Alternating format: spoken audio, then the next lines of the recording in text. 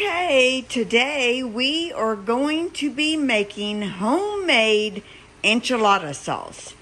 Now, this is going to be a red sauce, but you can use red or green bell peppers. So I've had to put this over into two pans, and then I will combine it all into one. But these are 6 bell peppers, 6 thick cayenne peppers, 4 large onions, and 4 cayenne peppers.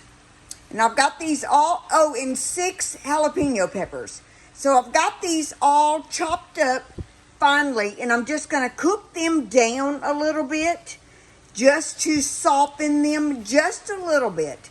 And then I'm going to be adding a basket full of cut up Roma tomatoes. And then we're going to use the merging blender to blend it all together. So follow along with me till we get to the tomato stage. You know what the biggest joy is of coming up with your own recipes and making things is you can change your mind. And I have changed my mind.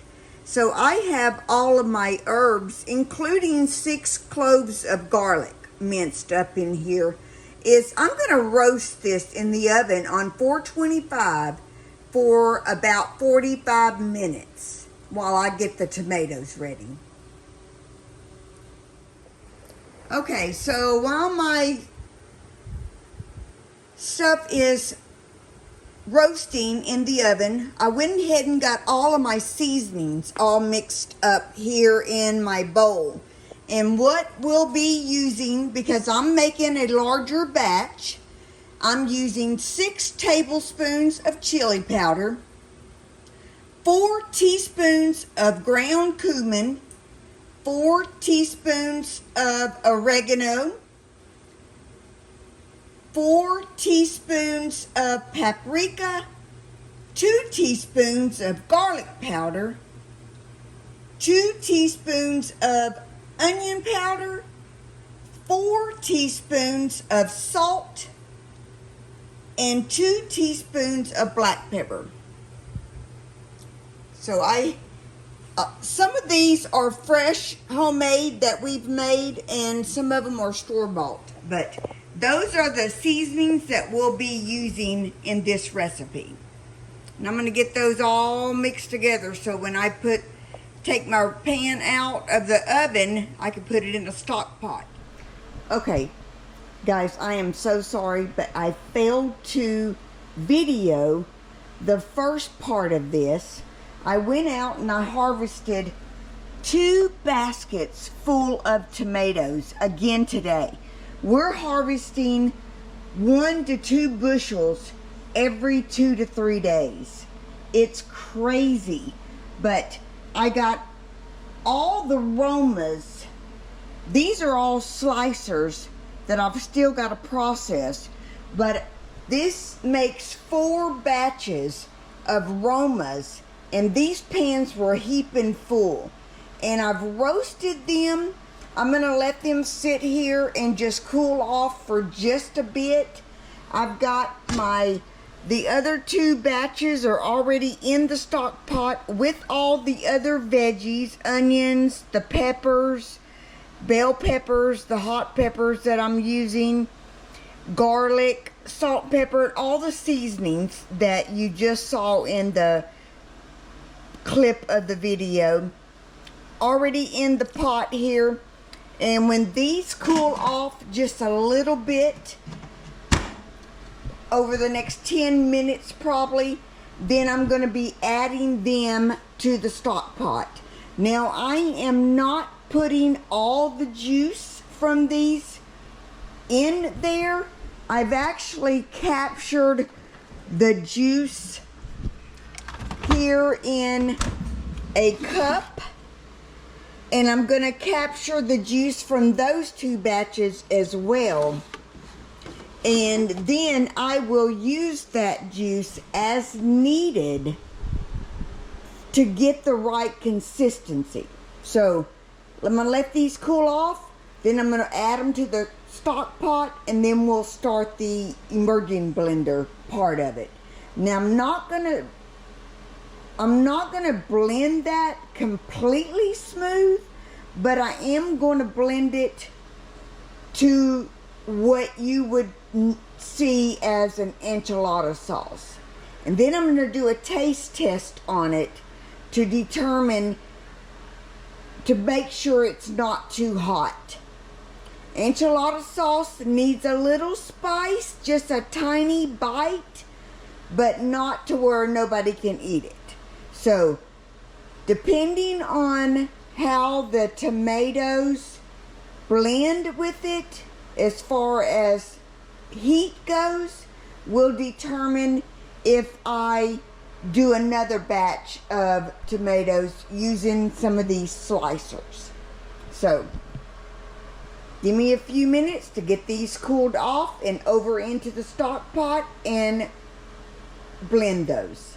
Okay, I used my immersion blender to a enchilada sauce consistency, and I did a taste test. Now, it does have a little bite, nothing that I can't handle, but if I were making enchiladas or anything that I want to make with this enchilada sauce and feeding it to other people, it may be too hot for them, maybe too hot for some kids. So what I'm going to do is I'm going to do the rest of these tomatoes to add to this. And that should tame it down enough to where it's great.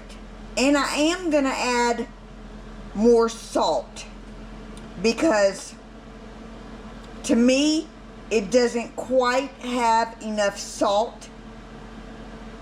So all the peppers that I used, I'm gonna say those peppers could probably be cut down by at least 1/3 of each of those.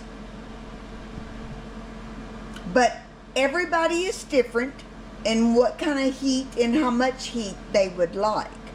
But for me, knowing that if I was making a big batch of enchiladas or Spanish rice or something, this would probably need to be tamed down to be able to be tolerable by a bigger group of people. So my mouth's not burning, but I am going to tame this down some. So back to roasting more tomatoes to make this just right. So we ended up with 11 quarts of homemade, homegrown enchilada sauce. Now ideally I wanted to use pint jars, because that is more of the size that we would utilize for a meal for the two of us. But Kathy was all out of pint jars, completely out of pint jars, and I have about 6 cases of quart jars. So I will either have to put everything else from the garden into quart jars, or I've got to go buy some pint jars. But I needed to get this done, so we went with quarts. So my plan is, when we are making a dish and using enchilada sauce, either we will make another dish for meal prep using the remainder of the enchilada sauce, or we'll plan a meal for later in the week where we'll use it. So anyway, I'm going to get the rims all cleaned up, get my lids and seals on, and get them in the water bath canner. And just like that, they are in the water bath canner. Except for those 3. I will have to do the water bath canner one more time for those 3. Because this canner is taking up for water bathing jalapenos, pickled jalapenos. And I cannot fit 3 jars in here. I could only fit 1. So we'll just run it again. So I'll bring you guys back along when we are finally done with homemade enchilada sauce. Okay, we are all done with the 11 quarts of enchilada sauce. It looks amazing, it tastes amazing, and it's going to be a great addition to our pantry shelf. This is probably at least a year's supply of enchilada sauce for whatever dishes we want to make with it. Now I will put the ingredients that I used and the amount of peppers I used.